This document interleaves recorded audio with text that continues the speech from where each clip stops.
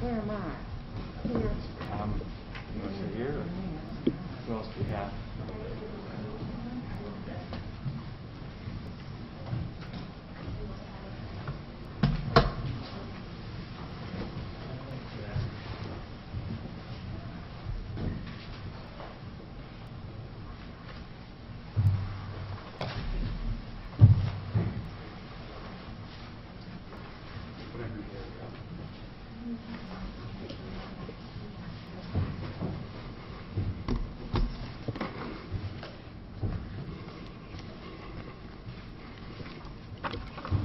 Good afternoon and greetings. My name is Doc West. I never thought I would be in front of our city talking. I'm an educator and like to be in schools educating our young people. But I do want to say thank God for this opportunity and thank our mayor for wanting to put a stop to the gun violence in our city. I'm from Columbus, born and raised in the streets and roads of Columbus. Love this city, see how it's growing. But to have our young people, and these are my students. I've been in the schools for 24 years, so over 4,000 students that you come across. And even when I asked my teacher, what are the highs and lows of our profession? And she said, when you see them do great things, as we see so many of our students from Columbus, the city of Columbus do, but also that down moment when you get a phone call at 2 a.m. and there's been gun violence and you know the young person. Just this summer, I've had two students, very young, 14 and 15-year-old, murdered to the gun violence. So definitely we need to get the guns off the streets. I mean, wow, how does a child get a gun is my question. But we know that they're in our homes. Our young people have so much promise and potential, and it's being cut short. How many lives are affected by gun violence? We have to talk to our youth. Everyone has to talk to our youth. Aunts, uncles, cousins, friends, pastors. Everyone has to talk to our young people and really know where they are, know where their friends are. And really, as I talk about friends, a lot of times the police can't be everywhere. Family can't be everywhere. Our parents can't be everywhere. And each one of those are doing their jobs. But then our friends are typically always around us. So always when I'm talking to young people, I'm asking them, do you have friends that know how to talk you off that ledge? Say no, don't shoot. Let's talk it out. Also what I see in schools and working with our youth is conflict resolution. There definitely has to be programs and even more, and I work with that a lot within our schools, just because I see the little small issues turning into a big argument, then a fight. These things happen when our young people graduate. Now they're 18 to 24, and they're kind of, oh, I'm out of school, I'm free, I'm grown. So we really have to target and have programs and funneling for that population. We really even have to get it even before then, because about time 18, 19, they're on a stronger path. We just really have to have that. I care about our young people. I don't want to attend any more funerals. So please lock up guns. Talk to our young people about getting off the streets. We don't talk about a curfew, but that can be part of it. And honestly, I can say, and it wasn't part of my speaking this morning, I was kind of okay with a curfew at 6 and 7 o'clock. It seemed like to me, as I'm tracking our city, that the crime was down. So I love our young people. I just thank you for this opportunity for our mayor. Our mayor is going to come up next, and thank you, Mayor, for putting this on. So I really appreciate you. Thank you.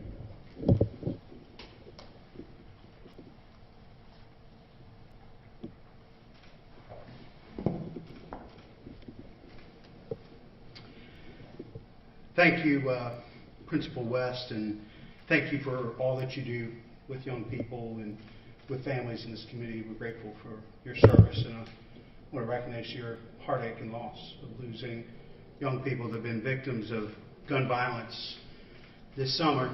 I want to thank Chief Quinlan, Columbus Public Health, our Department of Neighborhoods, Recreation and Parks, Department of Development, Commissioner Boyce, President Anna Watson, Pastor Tatum. I also want to recognize Pastor Eddie Parker. We're a church that has joined us here today, Elder Larry Price, as well as our Senator Herschel Craig. 3, 12, 13, 14, 64. Those are the ages of some of the recent victims of gun violence. 84, 766. Those are the number of homicides and felonious assaults to date. But neighbors, I'm not here to talk to you about numbers. I'm here to talk to you about people, loved ones, neighbors being caught up in tragic, senseless violence. These are brothers and sisters, moms and dads, cousins, nieces, nephews, never walking in that door again, never filling their seats at holiday dinners again, and in so many cases, never having the chance to grow up and reach their full potential. To those in the media, I know many of you want to compare this year to 2017, when we had the highest number of homicides recorded in a single year. In response to that year, we launched a comprehensive neighborhood safety strategy, a multi-pronged approach that reflects our shared values, that every resident in every neighborhood deserves to be safe. To achieve these goals, we started new initiatives to address crime differently, holistically, while continuing with our proven safety strategies. And it worked.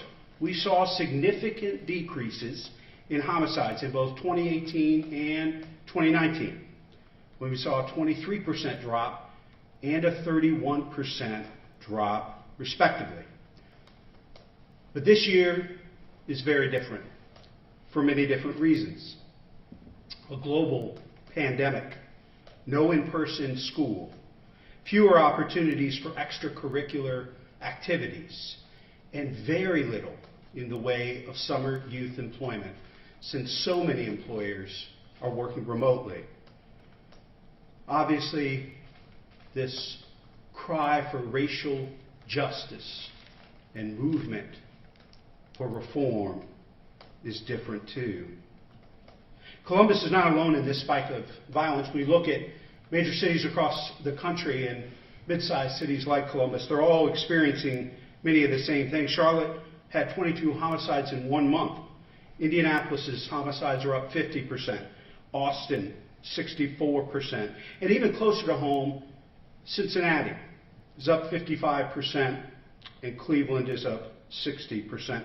We're not responsible for what is happening on a national level, but we are responsible for what is happening in Columbus. And we know we cannot police our way out of everything that has happened and the spike of violence we're seeing today. But because of the collaborative framework we put in place with the comprehensive neighborhood safety strategy, we are able to take a broad-based, holistic approach to what we're experiencing as a community. In a few moments, you'll hear from some of our partners on their contributions to this critically important work. I'd like to announce some of the steps we are taking. We're forming micro-intervention teams to go to the homes of at-risk youth and offer services or consequences. This is going to be a collaborative approach between police and others, a police officer, a social worker, juvenile courts. We're going to offer wraparound services, employment through the APPS program, paid jobs working on beautification projects at community centers and other city-owned property, with mentoring from APPS graduates. Offer additional services for the whole family through the county's Family Stabilization Unit that Commissioner Boyce will talk more about here in a moment. In the fall, we'll look at expanding these teams to each of our target neighborhoods through the CARE Coalition to reach out block by block in the areas where these shootings have occurred. But our micro interventions are happening right now with investigations into who can be best served. We're going to renew and expand ShotSpotter, which has been an incredibly effective tool for our law enforcement officers. We're going to expand it to the Near East Side and expand our already committed effort in Linden, the South Side, and the Hilltop. We're moving forward with our partnership with Grant Hospital, Columbus Public Health and Recreation and Parks called Boyce, Violence Outreach, Intervention, Community Engagement. So that's aimed at providing bedside intervention to victims of assault, not domestic violence, and gunshot wounds to help them create opportunities for change. Finally, we will be earmarking up to $2 million in CARES Act funding. And so it's fitting that Congresswoman Beatty's office is represented here today. We wouldn't be able to do this work without her leadership and commitment.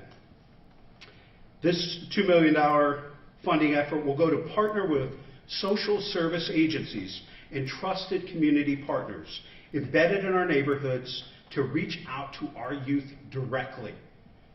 Folks with street cred that are going to take some innovative approaches to disrupt and help take young people out of this path of destruction and violence. They'll be leveraging existing relationships and position of trust to provide intervention services and support systems. CARES Act dollars are being used to offset the impact of COVID-19, and we know that our at-risk youth have been significantly impacted by school closures and lack of positive engagement and opportunities for employment. I would now like to invite Police Chief Tom Quinlan to the podium to share a little bit more information about ShotSpotter and the work that Columbus Police will be doing. Chief? Thank you, Mayor Ginther. Good afternoon.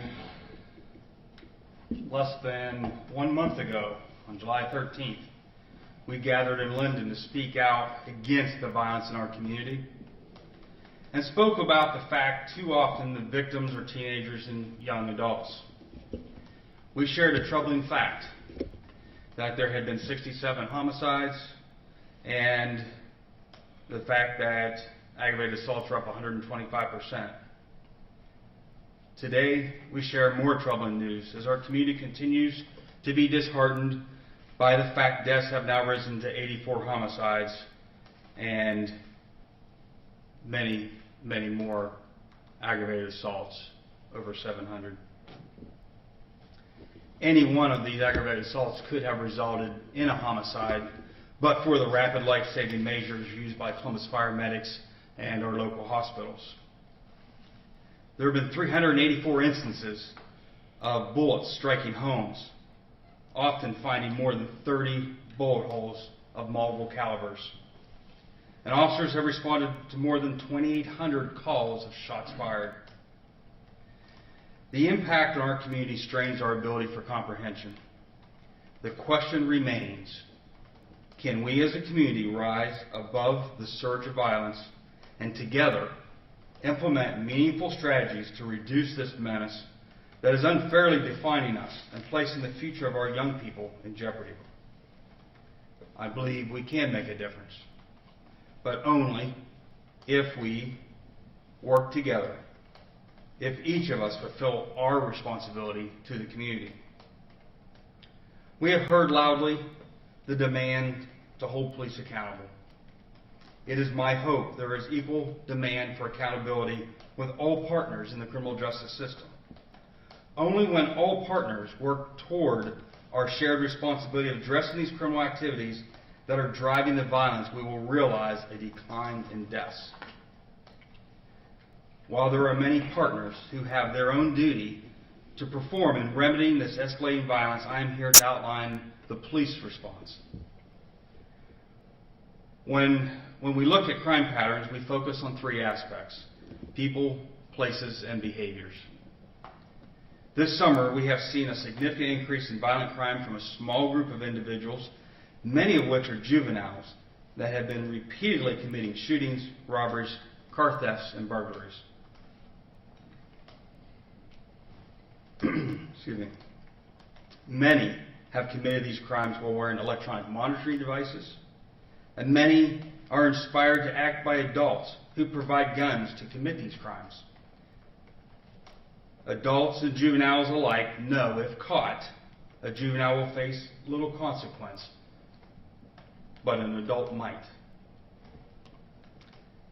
As many of the suspects are juveniles, we build our plan as a focused deterrence model where we will identify individuals through offense reports and with input from patrol officers who serve these areas daily and know who is responsible in many cases. We will conduct interventions with a prosecutor and many other community partners. In addition, we will have a team working to solve current cases and conduct investigations into weapons law violations and continue bringing offenders before the court.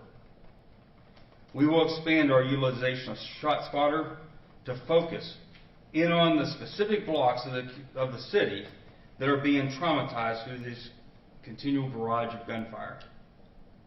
This plan sounds punitive focused, so let's be clear.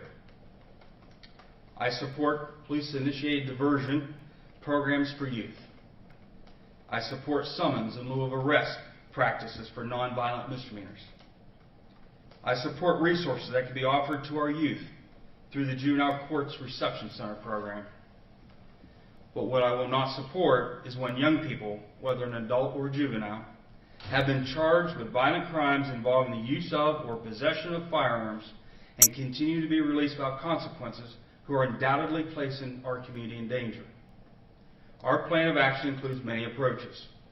Our plan includes investigators from many areas of the division working collaboratively to identify groups driving this dangerous criminal activity.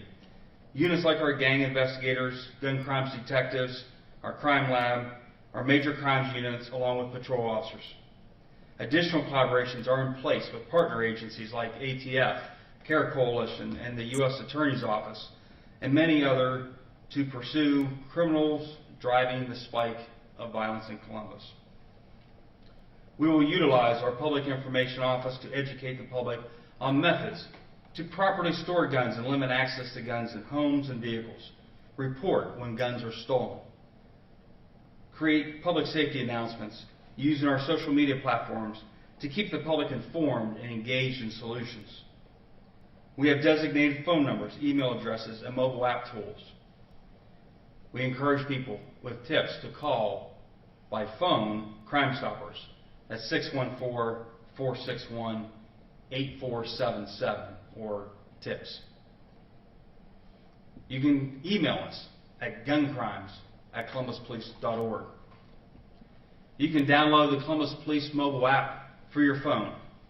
Click on Submit a Tip and select the homicide icon to share with police information about a prohibited person with a gun or when you fear a gun might be used in an attack. We are adding an icon in the next few weeks that will specifically focus on reporting tips of illegal gun possession or reporting where to locate an individual with a gun who might be planning to use it against another person or even drive by and fire into a home. We need your tips to prevent future violence. We will be implementing evidence-based policing strategies to focus on small numbers of offenders who are responsible for most of the gun violence and vigorously investigate non-fatal shootings in areas seeing peaks of violence by using directed patrols, concentrating police in known hotspots for gun crimes, interventions with high-risk individuals, and using predictive analytics, as well as knocking on doors of persons considered high risk, such as those wearing electronic monitoring devices. We will more fully utilize ballistic technology, shortening the turnaround time for processing evidence linked to gun crimes. We will dedicate more staffing to achieve our goals by commanders working across bureaus to guide our efforts. Gang unit members will be assigned full time to focus on issues that they are uniquely positioned to address. Support officers from patrol will be utilized. Investigators will prioritize crimes based on people, places, and behaviors that are contributing to this violence. Juvenile prosecutors will be engaged to track cases through the system. An intel analyst will help drive the who, where, and when so patrol can capitalize on proactive time.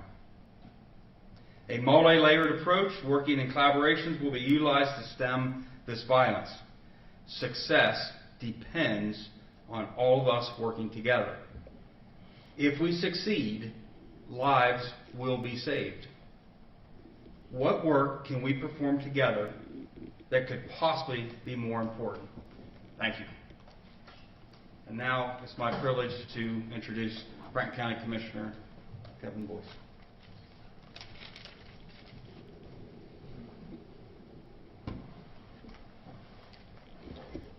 Good afternoon, everyone.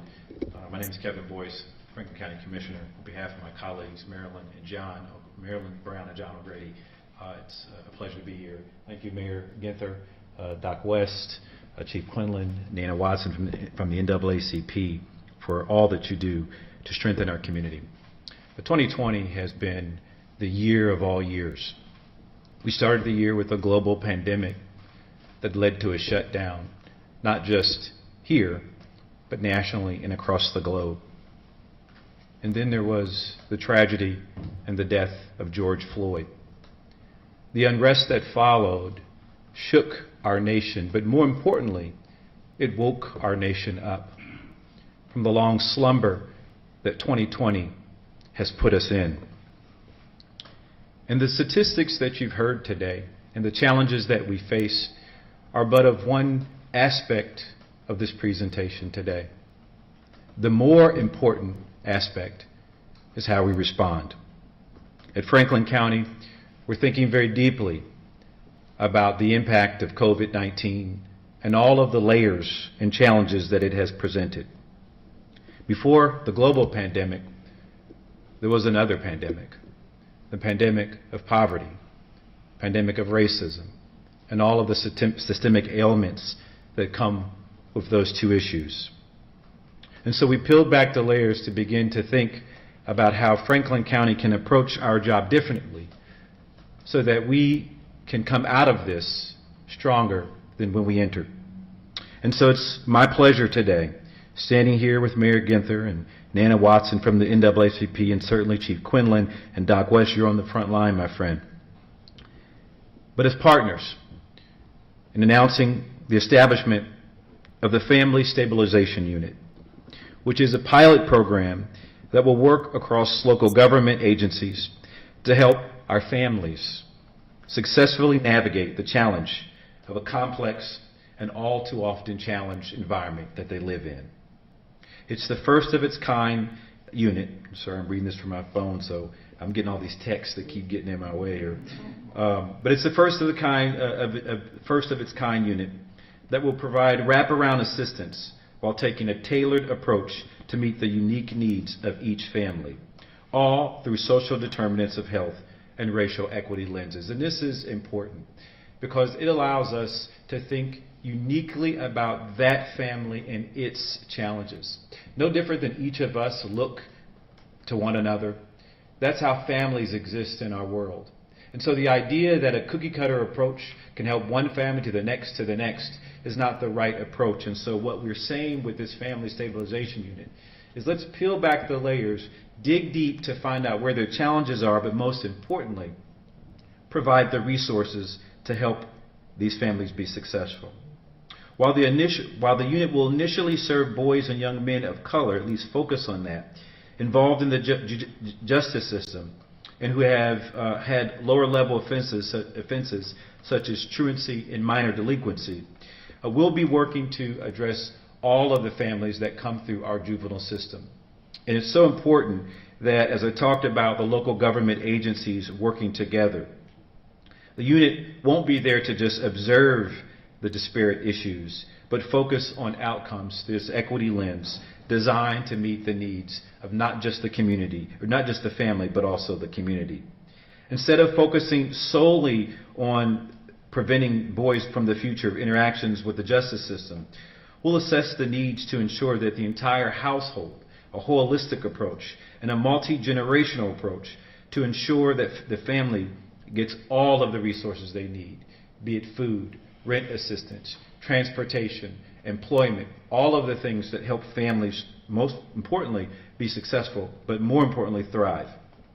The unit is collaborating with the courts, primarily through the Juvenile Courts Truancy Intervention and Prevention Program, Board of Commissioner agencies like the Office of Aging and Child Support Enforcement, as well as levy funding social service agencies such as Children's Services and ADAM-H, or the Alcohol, Drug, Mental Health, and Addiction Services Board, to create an integrated approach to addressing the family needs. The unit also plans to incorporate a workforce development component for families that are unemployed or underemployed through partnerships with Columbus State Community College. The unit is expected to be up and running here shortly, and we're just getting started. But more importantly, we see it as a pilot program that can be replicated to be all-inclusive of the many challenges that families face in Central Ohio. And so, again, the statistics you hear are alarming, but what I'm hopeful about is the work that comes thereafter to support and address the needs of each and every family that lives in Central Ohio. In order to do that, it requires partners and partnerships with agencies and organizations like the NAACP right here in Central Ohio. It's my pleasure to introduce to you Nana Watson, who's the president of our local chapter of the NAACP. Thank you. Thank you, Commissioner Boyce. Good afternoon. Nana Watson, your NAACP. There are 330 million people in the United States. There are 360 million guns in the United States. We are here today because we are fighting to win this battle against guns and gun violence in our community. And we are depending on you to help. The question is, will you join the fight with us? Because when the Columbus community unites and when we fight together, we win. Last week, the Columbus branch of the NAACP convened a meeting with Franklin County juvenile judges, elected officials, and other stakeholders in our community. We gathered to have a transparent, no-holds-barred meeting with the goal of stopping gun violence. We will continue that dialogue next month. The NAACP has also developed a social media campaign entitled Take Over Tuesday, which is focused on getting a message out to our black children about gun violence via various social media platforms. I ask you to please assist us in getting the guns out of our community. Mayor Ginther, we join you, county commissioners, and anyone and any other organization who is willing to fight against these senseless acts of violence. If we fight together as a community, we will stop the violence, save lives, and make all of Columbus and Franklin County safe. Thank you. Mayor.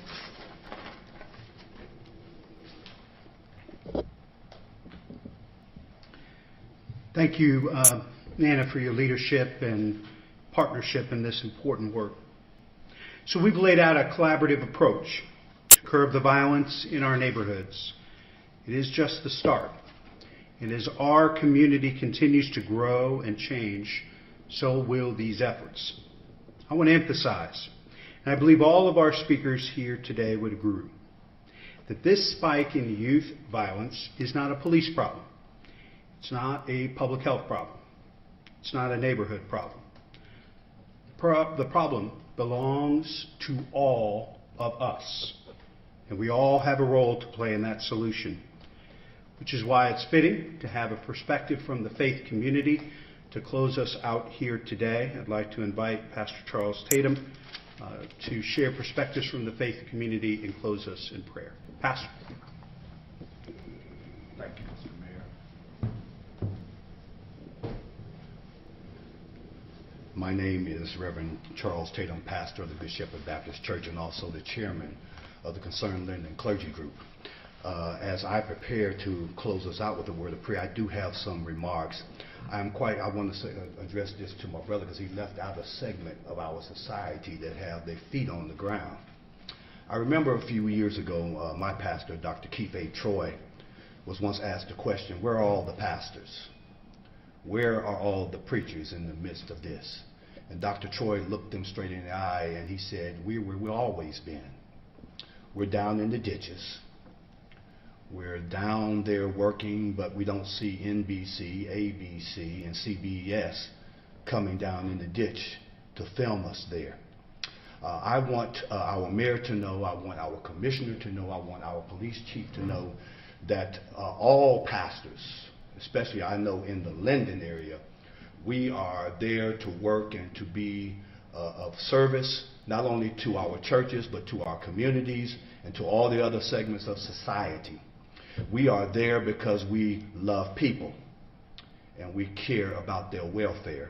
So whatever it is, Mr. Mayor, Mr. Commissioner, Nana, that you need for us to do, Police Chief, that you need for us to do in order to curb this epidemic, and I call it a pandemic because it's really, as far as I'm concerned, a pandemic of epidemic proportion. Whatever it is that you need us to do, we want you to know that we are willing to roll up our sleeves a little bit higher, dig a little bit deeper, and get down there in the ditch to do whatever is needed so that we can save our babies' lives and save our citizens' lives. So with that being said, I would like to close us out with the word of prayer.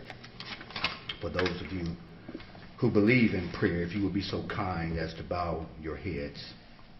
I want to begin with the familiar words of Sir Isaac Watts. He once put pen to paper and wrote, "O God, our help of ages past, our hope for years to come, our shelter from the stormy blast, and our eternal home. God, this day, this hour, this moment, we are coming to you. Our city, our state, and our nation stands in need of a divine panacea. Pandemics are running rampant in the land. COVID is killing. Hatred and racism are stealing. And guns and bullets are decimating homes, communities, and robbing our children of life.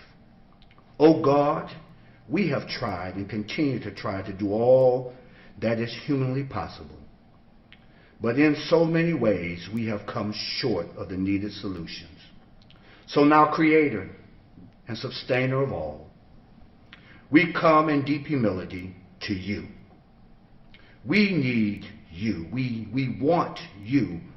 Our only hope is in you. So, Father of all, help us at this hour to solemnly and sincerely fulfill the requirement and receive the blessing as that recorded in 2 Chronicles 7:14. If my people who are called by my name will humble themselves and pray and seek my face and turn from their wicked ways, then I will hear from heaven and will forgive their sin and heal their land. So God, help us to humble ourselves. Help us to fervently seek your face in prayer. Help our city, our state, our nation to turn from our wicked ways so that we can hear from you, be forgiven by you, and receive healing in this land from you. Let it begin with your church. Flow down like mighty streams to our mayor, our governor, and even the White House, the Congress, and the Senate. Then justice will roll down like water, and righteousness flow like a mighty stream. For this is your servant's prayer. This is a prayer from our city, our leaders, and we ask it in the name of your Son, Jesus the Christ, and all who are willing can say, Amen.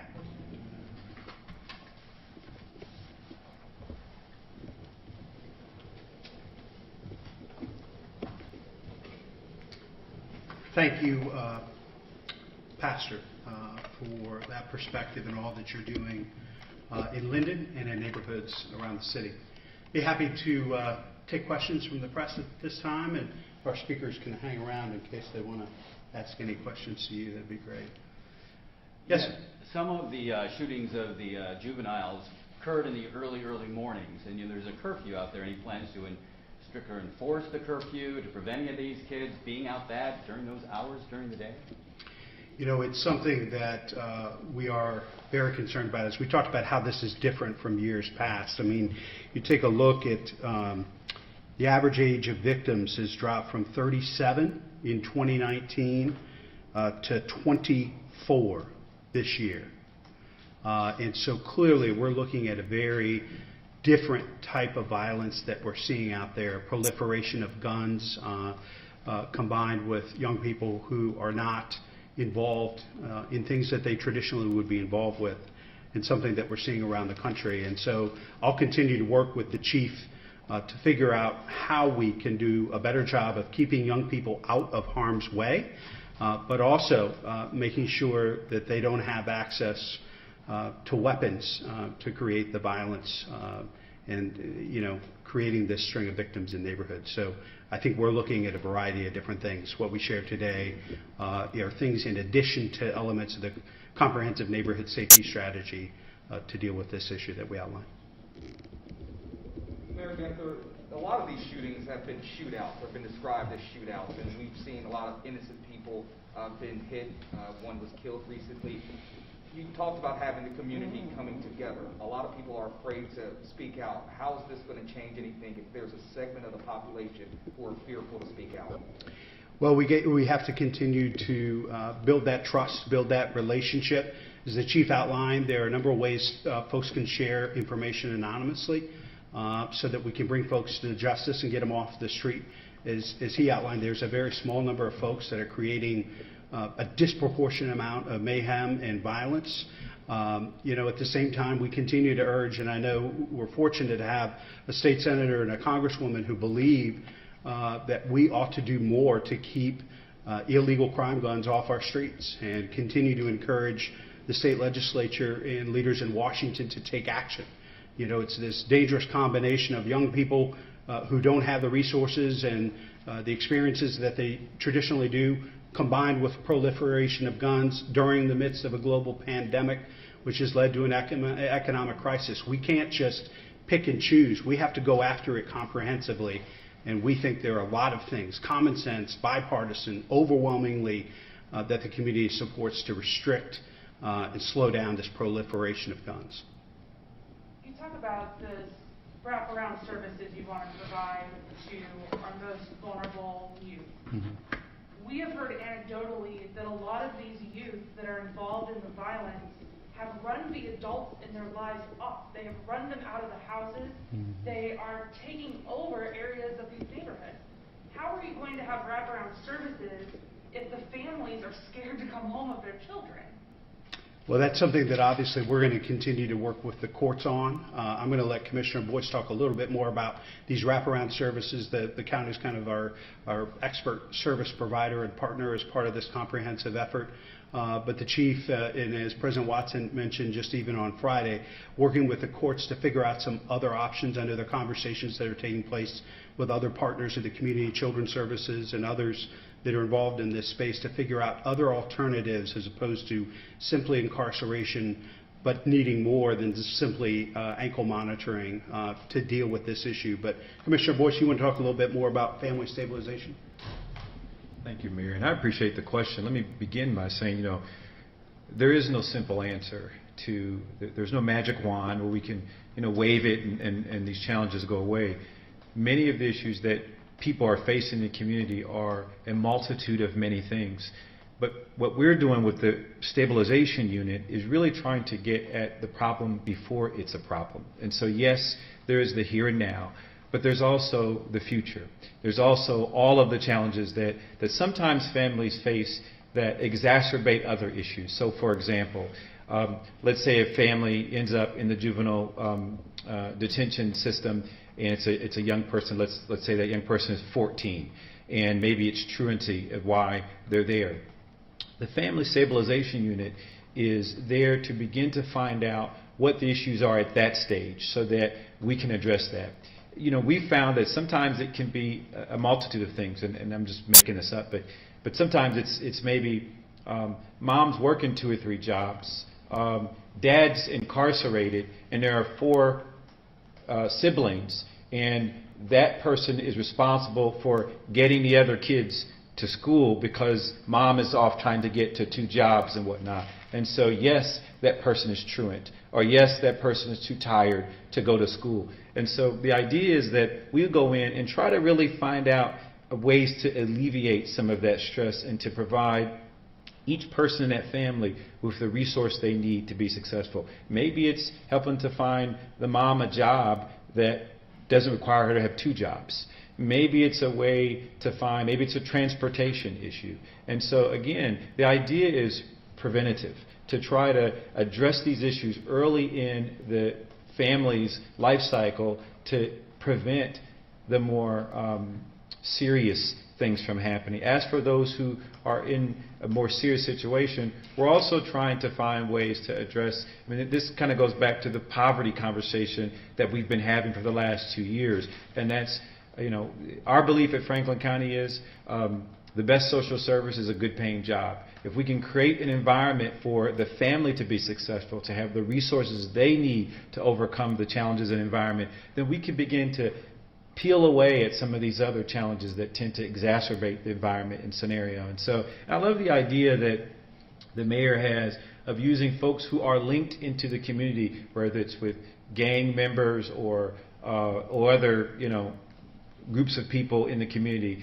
I think oftentimes what we find in our court system is a disconnect, you know, the ability to communicate. And, you know, we term it as cultural competency today, but often it's really just having a person that can translate information into how it should be communicated to a family or in a different cultural way. And so I really think that's going to be a key element of success in some of these new models that we're rolling out. Let's see if the chief has anything to add. The only thing I would add, Beth, on the top of that is the micro-intervention teams that we talked about. So they will be positive alternatives for course correction, but there'll also be consequences. And so having these young people, particularly that have committed multiple acts of violence, that if they don't accept these resources and this intervention, consequences will be coming their way. Because the bottom line is we have to disrupt and interrupt this tit-for-tat cycle of violence that's taking place amongst young people right now, and it takes everybody to be involved with that. Chief, any additional comments on that? Yes? To follow up on that, have you reached out to the juvenile court system, or Chief, have you reached out to the juvenile court system? Because a lot of these very violent teens, not the teens who are delinquent, but the teens who have guns and who are shooting each other, have multiple warrants out for their arrest for several other dangerous crimes. Have you guys reached out to the court system to see if what can be done about those teens who have the mentality, well, there aren't going to be consequences for me because I'm a juvenile?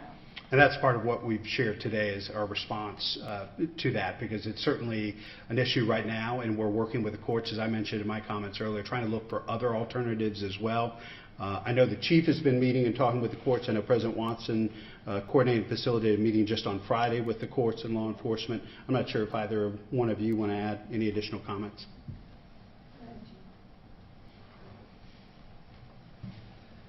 Thank you. Again, as I said, President Watson had fortunate enough to convene this meeting and have us there to all be in the same room and talk over some of these issues. Like I said in my presentation, I support diversion programs. I support summons and little arrest. There's a lot of programs I support for nonviolent offenders to try to find other paths and use some of these other services that the courts and the community can provide. But what's the acceptable response when someone's engaged in gun violence? It's not to continue to have someone out in the community where they can continue to commit those crimes. The mayor was very clear. At some point there has to be a consequence for some activity. We are calling on the courts to partner with us And that was part of the conversation the other day, is how can we find a way to have more of a consequence than just electronic monitoring that's not resolving the problem. And we want to find actual ways to look at people, places, and behaviors. And those are where we're focused on. President Watson, No. any other questions? I have another one. Sean? Just in regards to this, the resources provided to families. Talking with community members, they told me that it seems like when the resources are there when it's new, they see the dip.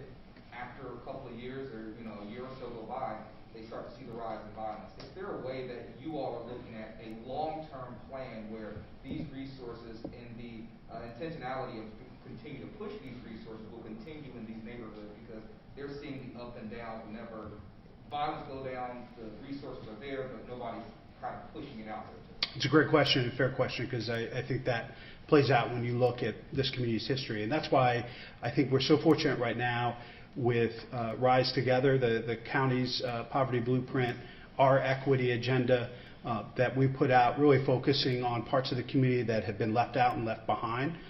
With our success stories of community being very purposeful and intentional, looking through that equity lens as we invest in places like Linden, the Hilltop, the South Side, our neighbors that are facing a disproportionate amount of the violence we're talking about here today and lack of opportunity. So I think you're going to see the county and the city, based on the vision and agenda, to continue to invest in and lift up our neighbors and neighborhoods that have been left out. And that's not just going to be today.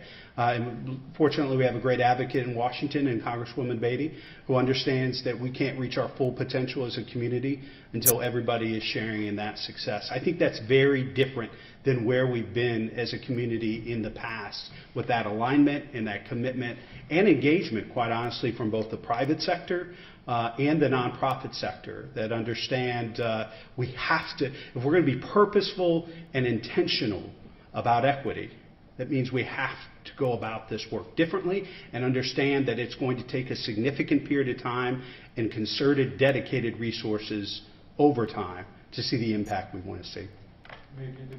Please.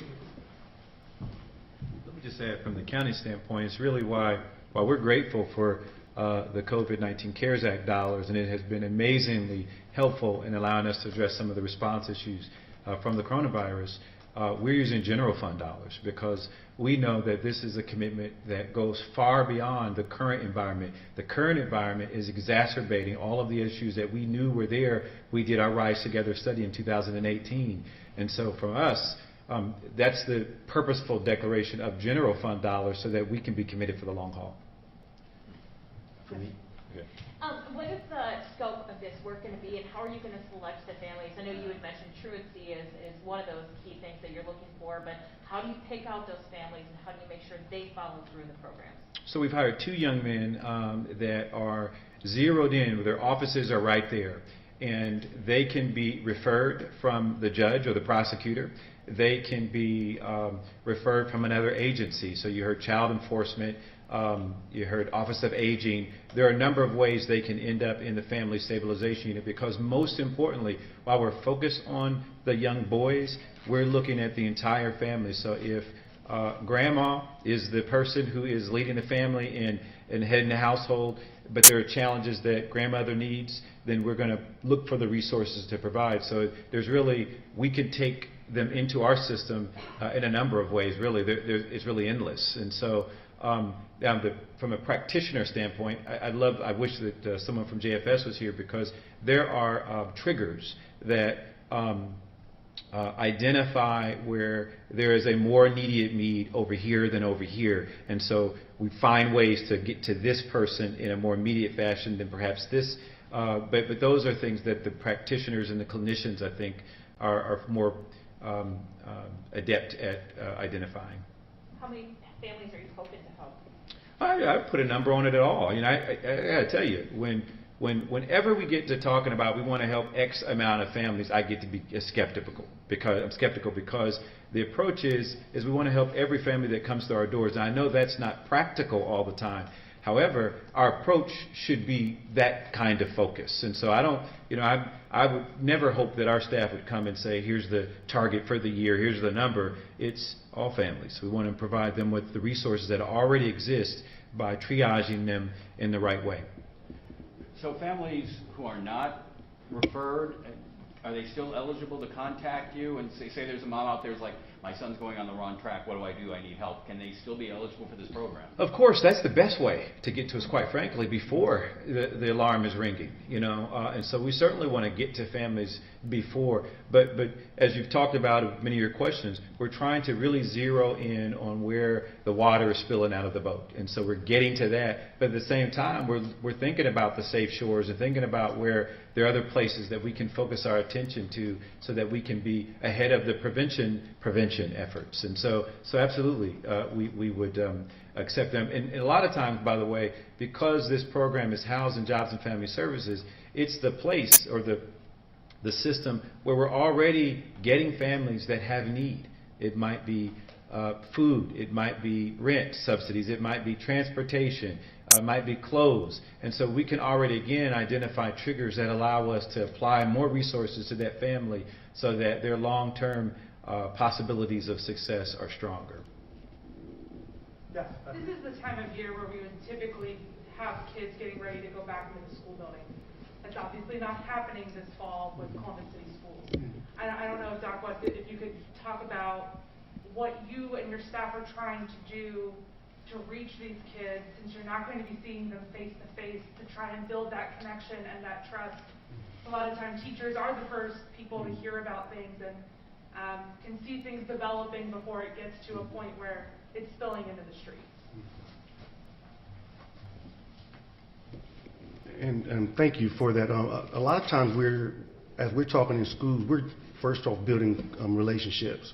When you're building those relationships, students are talking, just keeping those dialogues open. Now you're talking to moms, aunts, uncles. So really with that, our hand down from the district is we're going to be virtual, of course, it's going to be a virtual school year, but already just putting those pieces in place on what does outreach look like from the school, especially because a lot of our students weren't connected in. So we're really going to take staff's input on it as well. I know I have my ideas of wanting to go out to families and do certain kind of outreach, but I also want to get input from the staff as well because I want buy-in from everyone. But it's mainly building relationships so you can have that two-way communication. Okay.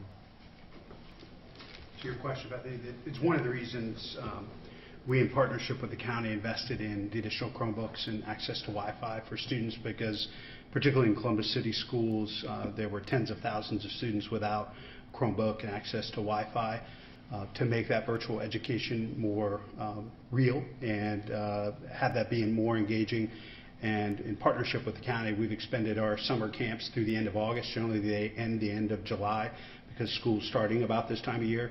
And we're taking a look at what types of after-school or outside of school activities could take place at rec centers and in parks throughout the city this fall to make sure that young people doing it in a healthy and safe way have access to that engagement and appropriate constructive activities for them to participate in. Obviously today we've been focused on folks that are beyond that, some of the prevention work that Commissioner Boyce talked about, but really focusing on these young people that have had multiple violent interactions and committed serious crimes in our community. Those aren't the folks probably coming to summer camps or those types of things, and so it takes a very different approach. We want to work on the prevention, but we also need to be very focused on this issue that's a direct threat to people in Columbus and young people. Yes, sir. Yes, Mr. Mayor, I'd just like to say publicly today, we want to officially announce that Primary One Health and the Charlotte Bars, and I'm the coordinator of outreach for Primary One Health. We want to offer our services in the dissemination of information. We are frontline people, community health workers, and anything we can do to further this cause of nonviolence. We did in 2003 under Mayor Coleman, and we're not stopping now. So we are frontline. Let us know. Keep us in the conversation, and we will go out into the community to support in any way we can. Thank you. Appreciate that. Do we have time for one more question, Lacey? question about ShotSpotter. City's been pushing for its expansion for about a year now. Mhm. Was it because of that push or because of the spike in violence, and where's the money coming from to fund the expansion, and what's the timeline for all that? I'll let Chief Quinlan talk to a couple of those things. I think what we wanted to see is how the data played out. We saw some, this is something Deputy Chief Bash has been kind of managing, leading for the chief and the division. We saw some great initial results, great response from the community about this. And because as you know, generally I think it's like 80% of gunfire around the country goes unreported. And so it does two terrible things. The police are not able to respond because they don't know what's taken place because it isn't reported. And then the people of that community and neighborhood feel like the police don't care because they didn't respond and come out to make sure they were safe. So we've received some great results in the pilot that we started in Hilltop, Southside, Linden, wanted to expand it to the Deary side. And so I'll let Chief Quinlan talk a little bit about those results, but we wanted to wait about a year to make sure we had enough data and evidence to suggest that it had been successful and it was time for expansion. Chief? Thank you, Mayor.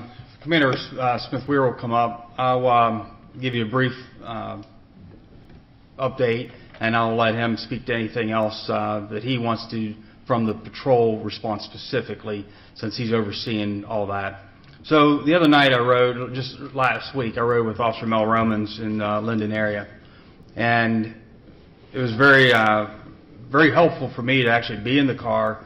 We were driving down the street, and we actually heard the gunshots go off, and within 30 seconds, the report popped up on our computer right there and showed us exactly where the gunfire was and the radius and everything.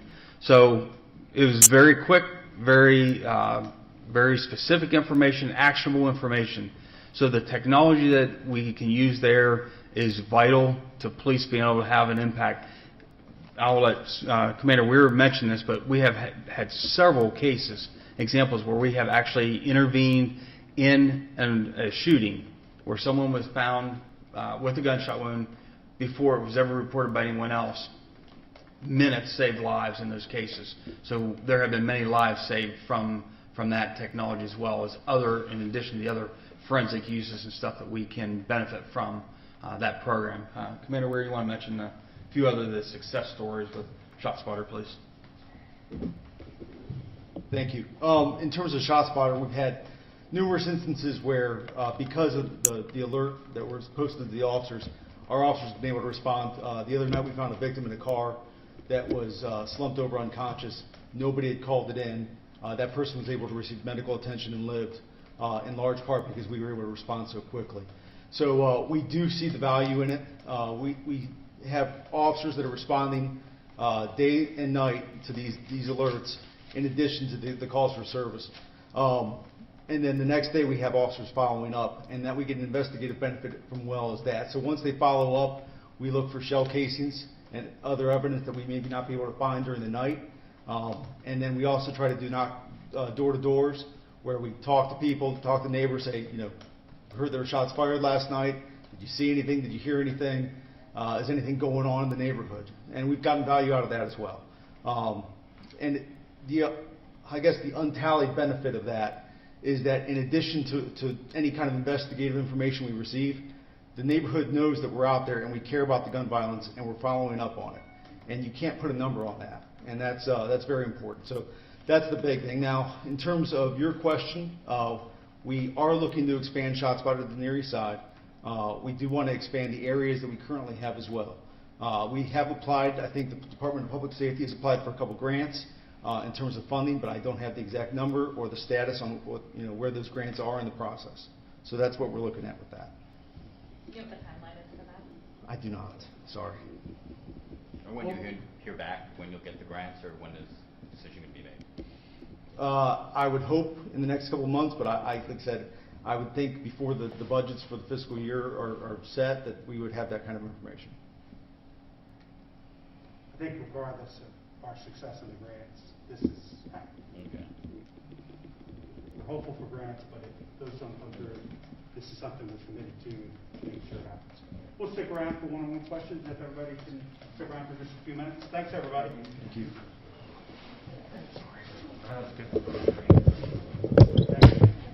Appreciate you. Thank you.